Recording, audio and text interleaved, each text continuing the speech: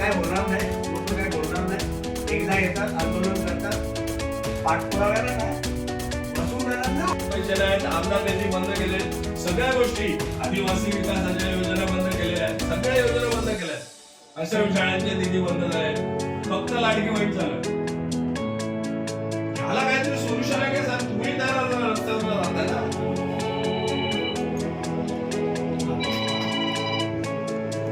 तुमचे नातेवाईक राहत असतील इथे कोण ना कोणतरी, तुम्ही एकदम चला माझ्याबरोबर.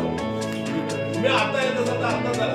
काय गाडी आहे माझी, ऐका माझ्या, ऐका एसी गाडीत बसा, तास खाली नका, फक्त तुम्ही धुळे बघा. सगळं साहेब बघितलं. मला